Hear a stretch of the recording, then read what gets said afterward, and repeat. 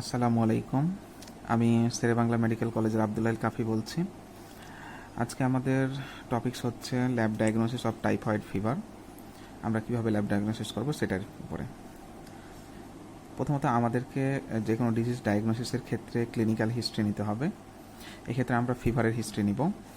ফিভারের history নেওয়ার পরে কতদিন আগে জ্বর শুরু হয়েছে সেটার উপর ভিত্তি করে, সেটার উপর ডিপেন্ডেবল হয়ে আমরা তখন ল্যাব ডায়াগনোসিস করতে দিব।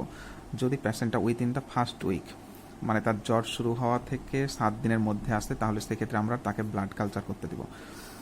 যদি 8 ডেজ থেকে 14 ডেজ পর্যন্ত, মানে ফার্স্ট উইক শেষ, সেকেন্ড উইক স্টার্ট এবং সেকেন্ড উইক যখন শেষ হয়ে যাবে তখন সেক্ষেত্রে আমরা কী করতে দিব? Blood culture and vital test. Second week to third উইকে আমরা ভিটাল টেস্ট করতে দেবো, stool culture. Third week to fourth week আমরা ইউরিন কালচার করতে দেবো। এখন আমাদের টিচারে এই কোশ্চেন জিজ্ঞেস করতে পারে আমরা ফার্স্ট উইকে কেন ব্লাড কালচার করতে দেবো। মেনলি আমরা ব্লাড কালচারে ব্যাকটেরিয়াল অ্যান্টিজেন দেখি, আর আমরা জানি ব্যাকটেরিয়াল অ্যান্টিজেন বডিতে এন্ট্রি হওয়ার পরে তার 2 থেকে 3 দিন পরে সেটা ব্লাডে অ্যাপিয়ার করা শুরু করে এবং সাধারণত 8 to 8 ডেজের পর থেকে ভিরাল টেস্ট হচ্ছে কার্যকর। কারণ আমরা জানি ভিরাল টেস্টের মাধ্যমে আমরা অ্যাগ্লুটিনিন দেখি বা অ্যান্টিবডি দেখি, আর অ্যান্টিবডি প্রোডাকশন হতে একটা ডিটেক্টেবল রেঞ্জে অ্যান্টিবডি আসতে মেনলি 7 to 10 ডেজের পরে সেটা ডিটেক্টেবল রেঞ্জে আসে। এজন্য আমরা ভিরাল টেস্ট 1 উইকের পরে দেব। আর স্টুল কালচার আমরা থার্ড উইকে দেবো, কেননা একটা ডিজিজ ইস্টাবলিশড হওয়ার পরে সেটা তখন ফিকো ওরাল রুট দিয়ে ট্রান্সমিট হয়, তাহলে এজন্য stool culture after second week. এখন ব্লাড কালচার মেইনলি ব্যয়বহুল এবং এটা সব জায়গায় অ্যাভেলেবল না, বিশেষ করে বরিশালে অ্যাভেলেবল না। এটা কিসের মাধ্যমে করা হয়? অটোমেটেড মেশিনের মাধ্যমে, এবং রিপোর্ট পাওয়া যায় খুব দ্রুত, উইথিন 6 আওয়ার্স। আর যদি আমাদেরকে জিজ্ঞেস করে স্টুল কালচার আর ইউরিন কালচারের ক্ষেত্রে আমরা কোন মিডিয়া ইউজ করব, ম্যাককনকি অ্যাগার মিডিয়া। যে কোনো মিডিয়া লেখার পরে আমাদেরকে কয়েকটা ফাইন্ডিংস লিখতে হবে। এক নম্বর হচ্ছে temperature 37 degree Celsius, time 24 to 48 hours, condition aerobically, findings no colour change. কেননা আমরা জানি Salmonella typhi mainly non lactose এরা ল্যাকটোজ ফার্মেন্টেশন করে না, এজন্য এদের কোনো কালারও চেঞ্জ হয় না, কিন্তু H2S ফর্মেশন করে। আর সেরোলজিক্যাল টেস্টের মধ্যে আমরা জানি যে ভিটাল টেস্ট, কেননা ভিটাল টেস্টের মাধ্যমে আমরা অ্যান্টিবডি ডিটেকশন করি।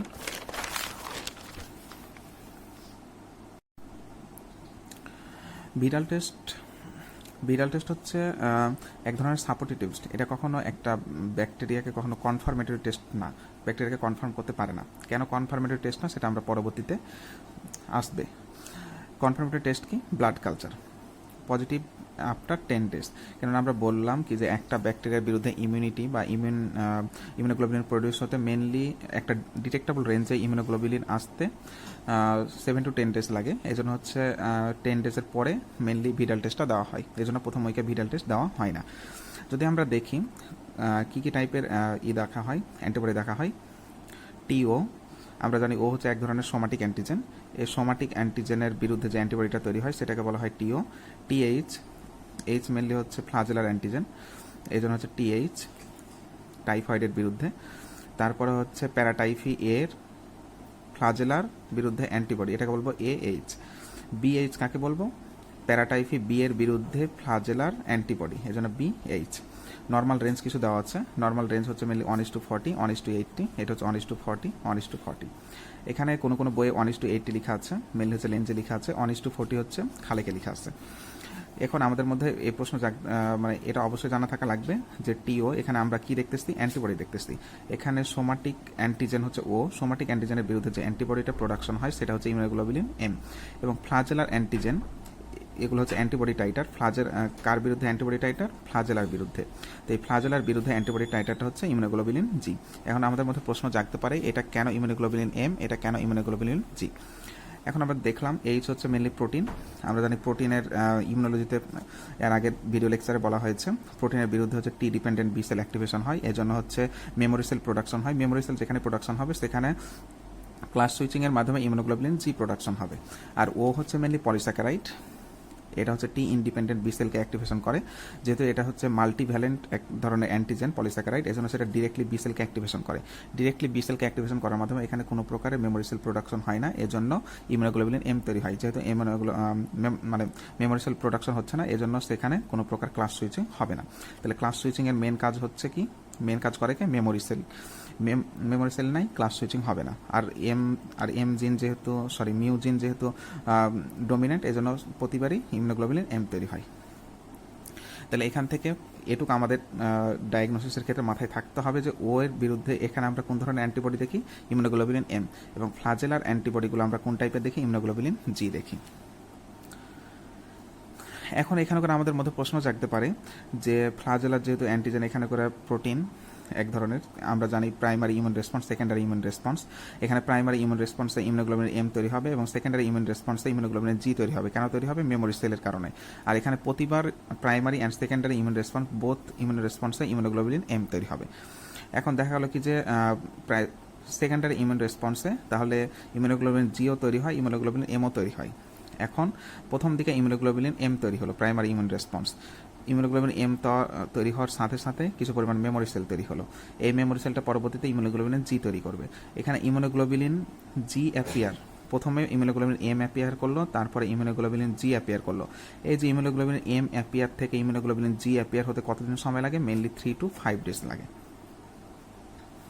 এটা আমাদের মনে রাখতে হবে।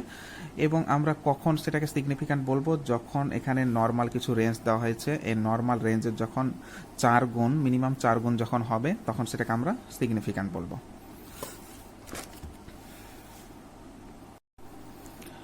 চলুন এবার তাহলে দেখা যাক কয়েকটা রিপোর্টের ইন্টারপ্রিটেশন কি হতে পারে এবং সেটার ফাইন্ডিংস কি হতে পারে। দেখা গেলো একটা রিপোর্টে আসলো টিও 1:160, টিএইচ 1:80, এএইচ 1:80, বিএইচ 1:80, এই পাশে নর্মাল লেখা রয়েছে। এখন আমরা দেখতেছি নর্মাল আছে এটা 1:40। তাহলে আমরা যদি দেখি এই দুইটাকে যদি কম্পেয়ার করি, তাহলে আমরা দেখতে পাবো টিও কত পার্সেন্ট বেড়েছে? 4 গুণ বেড়েছে। টিএইচ নর্মাল আছে, এইচ অ্যান্ড বিএইচ হচ্ছে স্লাইটলি ইনক্রিজ করেছে, কিন্তু দ্বিগুণ হয়েছে, এখনও 4 গুণ হয়নি। আর আমরা জানি 4 গুণ না হলে সেটাকে সিগনিফিক্যান্ট বলবো না। তার মানে আমরা বলতে পারি এক্ষেত্রে দেখা গেল যে প্যাসেন্টটা, আমরা বলেছি যে ইমিউনোগ্লোবুলিনগুলো ডিটেক্টেবল রেঞ্জে আসা শুরু করে কতদিন পর? 10 দিন পর। কিন্তু সবার ক্ষেত্রে কি 10 দিন পর আসা শুরু করবে? কারো কারো ক্ষেত্রে একটু লেটে আসা শুরু করে, কেননা এগুলা ইমিউনোগ্লোবুলিন এক ধরনের প্রোটিন। এই প্রোটিনগুলা মানুষের বডিতে প্রোটিন ইমিউনোগ্লোবুলিন প্রোডিউস হওয়া, তার দেখা গেলো যে প্যাসেন্টটা ডিজিজ কীরকম ডিজিজ অবস্থায় আছে, জ্বর থাকলে মানুষ খাওয়া দাওয়া কম করে, সেক্ষেত্রে প্রোটিন ইনটেক কম হয়, সেক্ষেত্রে ইমিউনোগ্লোবুলিন ব্লাডে একটু দেরিতে আসতে অ্যাপিয়ার করে। এই জন্য যেহেতু এটা আস্তে আস্তে বাড়তেছে, এখনও 4-fold হয়নি কিন্তু বেড়েছে, দ্বিগুণ হয়েছে। তার মানে এটাকে আমরা বলতে পারি রাইজিং টাইটার। এক্ষেত্রে আমরা পেশেন্টকে কি অ্যাডভাইস দেবো? পেশেন্টকে আমরা বলবো আপনি কিছুদিন পর আবার ফলো আপে আসবেন। ফলো আপে আসার পর তাকে আবার ভিটাল টেস্ট করতে দিব। ভিটাল টেস্ট করার পর যদি তারপর পরবর্তীতে যদি দেখি যে হ্যাঁ এটা 4-fold রাইজ হয়েছে, তখন আমরা ডিসিশন নেব যে হ্যাঁ তার রিসেন্ট টাইফয়েড ফিভার হয়েছে। তাহলে আমরা এই ফার্স্ট ইন্টারপ্রিটেশন থেকে আমরা কি বুঝলাম? ফার্স্ট ইন্টারপ্রিটেশন থেকে বুঝলাম যদি 4 গুণ যদি না হয় কোনো টাইটার, এবং নর্মালও না, নর্মালের চাইতে বেশি কিন্তু এখনও 4 গুণ হয়নি, সিগনিফিক্যান্ট হয়নি, তাহলে পেশেন্টকে আমি ফলো আপে আসতে বলবো। তাকে ট্রিটমেন্ট তখন দিব না, তাকে ট্রিটমেন্ট এমনি সিমটোম্যাটিক ট্রিটমেন্ট দিব, টাইফয়েড ফিভারের ট্রিটমেন্ট দিব। আফটার ইন্টারপ্রিটেশন যখন ইস্টাবলিশড হবে, তখন আমরা তাকে ট্রিটমেন্ট দেবো। এই জন্য এই ইস্টাবলিশড হওয়ার জন্য তাকে আবার ফলো আপে আসতে বলবো। তাহলে এটার ফাইন্ডিংস কী হবে? পরীক্ষাতে যদি এরকম যদি দেয়, তাহলে এখানে লিখতে হবে this is a rising titre, মানে বাড়তেছে, এখনও সিগনিফিক্যান্ট হয় নাই। এই জন্য this is a rising titre for Salmonella typhi, Salmonella paratyphi A and B, তিনটার জন্য রাইজিং টাইটার। কেননা এখানে আমাদের মধ্যে প্রশ্ন জাগতে পারে এটা তো নর্মাল আছে, তাহলে কেন আমরা এই rising titre for Salmonella paratyphi A B লিখলাম? সেটা বুঝলাম, কিন্তু সালমোনেলা টাইফির জন্য কেন লিখলাম? এক্ষেত্রে আমরা লিখলাম এই কারণে যে হচ্ছে somatic antigen, Salmonella typhi, paratyphi A and হচ্ছে প্যারাটাইফি বি, সবগুলোরই সোমাটিক অ্যান্টিজেন হচ্ছে ও। যেহেতু এখানে ও বাড়তেছে, তার মানে এটা তো আমরা তো বলতে পারবো না যে ওটা কার অ্যান্টিজেন, সালমোনেলা টাইফির নাকি প্যারাটাইফি এ নাকি প্যারাটাইফি বি। যেহেতু ওটা সালমোনেলা টাইফির মধ্যে ইনক্লুডেড, এই জন্য আমরা এখানে 3টাই লিখেছি। This is a rising titre for Salmonella typhi, Salmonella paratyphi A and B. এখানে রাইজিং টাইটার কথাটা অবশ্যই উল্লেখ করতে হবে। পরীক্ষাতে এরকম একটা ইন্টারপ্রিটেশন দিয়ে দিবে এবং ইন্টারপ্রিটেশন দেখে আমাকে এই কথাটুকু লিখতে হবে। এই কথাটুকু লেখার পরে সেখানে রিকমেন্ডেশন কি লিখতে হবে, this is a rising titre for Salmonella typhi, Salmonella paratyphi A and B. এবার আমরা দ্বিতীয় ইন্টারপ্রিটেশনটা দেখি। সেখানে আমরা দেখতেছি টিও দেওয়া আছে 1:320, 1:60, 160, 1:80, 1:140 নর্মাল দেওয়া আছে। যদি আমরা এটার সাথে যদি কম্পেয়ার করি তাহলে টিও বেড়েছে 8 ফোল্ড, এটা বেড়েছে 2 ফোল্ড, এটা বেড়েছে 4 ফোল্ড। আমরা জানি 4 ফোল্ড হলে সেটাকে আমরা সিগনিফিক্যান্ট বলবো। তাহলে এখানে সিগনিফিক্যান্ট হিসেবে কে থাকতেছে, প্যারাটাইফি বি। যেহেতু বি এর ফ্লাজেলার অ্যান্টিজেন বেড়েছে, টিও বলতে এখানে করে বোঝাচ্ছে টাইফির সোমাটিক অ্যান্টিজেন, প্যারাটাইফি এর সোমাটিক অ্যান্টিজেন, প্যারাটাইফি বি এর সোমাটিক অ্যান্টিজেন, তিনটার বিরুদ্ধে অ্যান্টিবডিকে নির্দেশ করতেছে টিও। আর টিএইচ বলতে শুধুমাত্র টাইফির ফ্লাজেলার বিরুদ্ধে অ্যান্টিবডি, এ বলতে প্যারাটাইফি এর ফ্লাজেলার বিরুদ্ধে অ্যান্টিবডি, বি বলতে প্যারাটাইফি বির ফ্লাজেলার বিরুদ্ধে অ্যান্টিবডি। তাহলে এখানে 4 গুণ হয়েছে কোনটা, 4 ফোল্ড হয়েছে শুধুমাত্র প্যারাটাইফি বি এর বিএইচটা হয়েছে। তাহলে এটাকে আমরা কি লিখতে পারি, প্যাসেন্ট মে বি কেন লিখবো, কেননা আমরা আগেই বলেছি ভিডাল টেস্ট কোনো কনফার্মেটরি টেস্ট না, এটা হচ্ছে এক ধরনের সাপোর্টিং টেস্ট। এটা যেহেতু কনফার্মেটরি টেস্ট না, সেই জন্য আমরা এখানে লিখবো patient may be suffering for, may be কথাটা অবশ্যই উল্লেখ করতে হবে, ইজ কথাটা উল্লেখ করা যাবে না। Patient may be suffering from enteric fever. Enteric fever কেন লিখবো, যেহেতু টাইফয়েড ফিভার হয় শুধুমাত্র সালমোনেলা টাইফি দ্বারা যদি ফিভার হয় সেক্ষেত্রে লিখবো আমরা typhoid fever. R প্যারাটাইফি A paratyphi B দ্বারা যদি হয় তাহলে আমরা টাইফয়েড ফিভার লিখবো না, সেক্ষেত্রে আমরা এন্টেরিক ফিভার লিখবো। তাহলে এখানে কি লিখতে পারি, patient may be suffering from enteric fever caused by Salmonella paratyphi B. এবং এটাও আমরা দেখতেছি এটা 2 ফোল্ড বেড়েছে, এখনও এটার হয় নাই, এখন এটা সিগনিফিক্যান্ট হয় নাই। যেহেতু এটা সিগনিফিক্যান্ট হয় নাই সেজন্য আমরা লিখতে পারি টিএইচ অ্যান্ড এইচ যেহেতু 2 fold increase, so it is called rising titre for Salmonella typhi and Salmonella paratyphi A. তাহলে আমাদের এরকম যদি পরীক্ষার্থে যদি কোনো দেওয়া থাকে, ফাইন্ডিংস দেওয়া থাকে, তাহলে সেটার রিকমেন্ডেশন বা কমেন্ট কি হবে, এরকম করে লিখতে হবে প্যাসেন্ট মে বি, কথাগুলো লাইন বাই লাইন প্রতিটা ওয়ার্ড বাই ওয়ার্ড মনে রাখতে হবে। Patient may be suffering from enteric fever caused by Salmonella paratyphi B now, and TH and H যেহেতু 2 fold increase, so it is called rising titer for Salmonella typhi and Salmonella paratyphi A.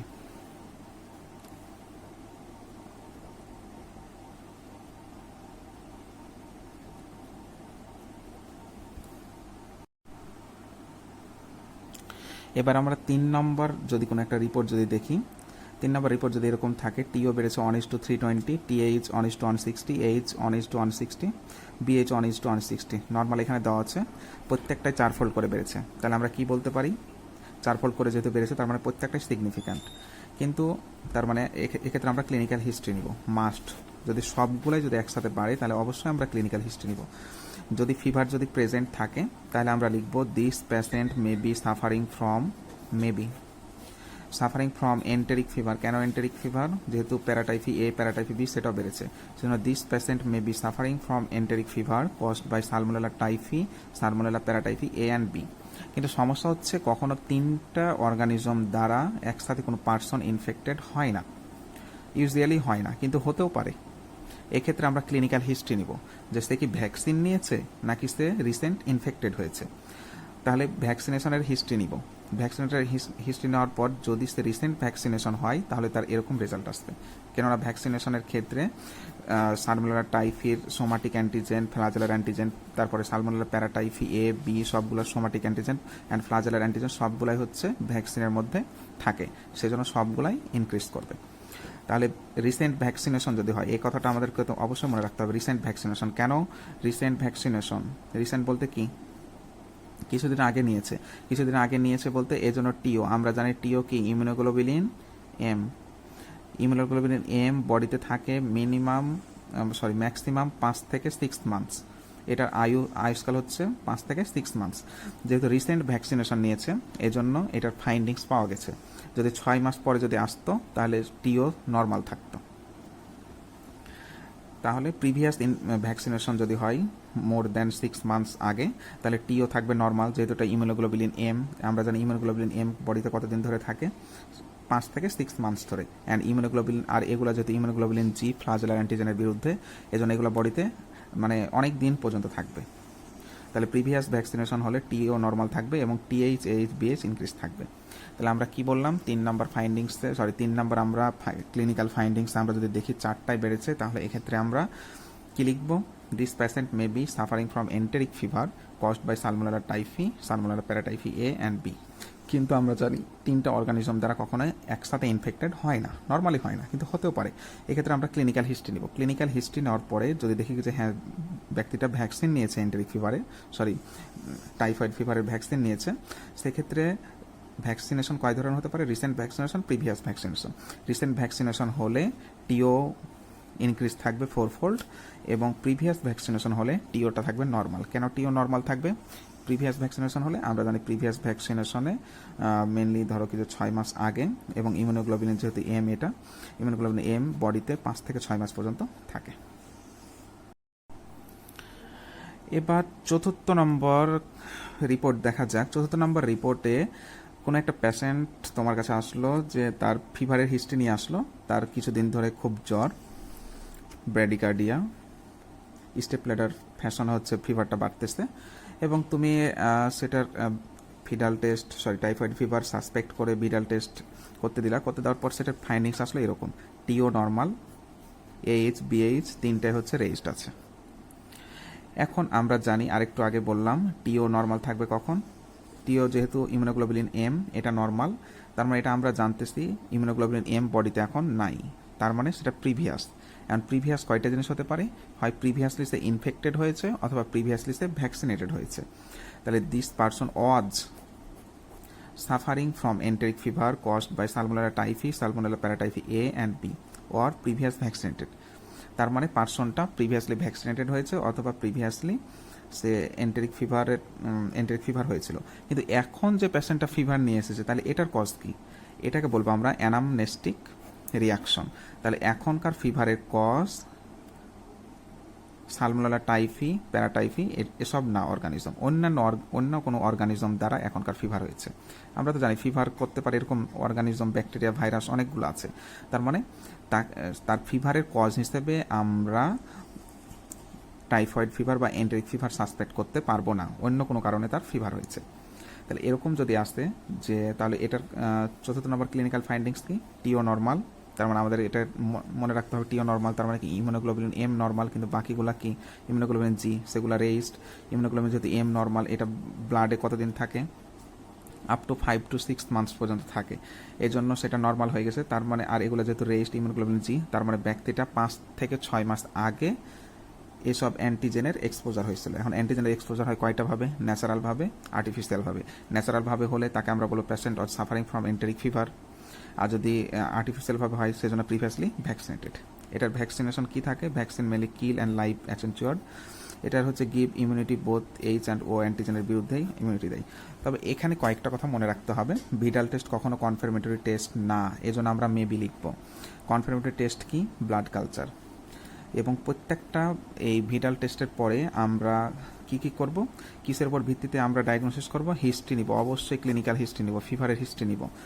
অ্যানামনেস্টিক রিয়াকশনের কারণে fever হয়, এটাও আমাদেরকে মনে রাখতে হবে। Clinical examination করব, তারপরে ইনভেস্টিগেশন করব। এই 3টার উপর ডিপেন্ড করে আমরা ট্রিটমেন্ট দেব। এবং সালমোনেলা টাইফি দিয়ে যদি ফিভার হয়, তার সেক্ষেত্রে আমরা টাইফয়েড ফিভার লিখবো। সালমোনেলা প্যারাটাইফি দিয়ে হলে এন্টেরিক ফিভার লিখবো। এই তো আজকের ভিডিও ছিল এটার উপর। যদি ভালো লেগে থাকে লাইক, কমেন্ট, শেয়ার করবেন। আসসালামু আলাইকুম।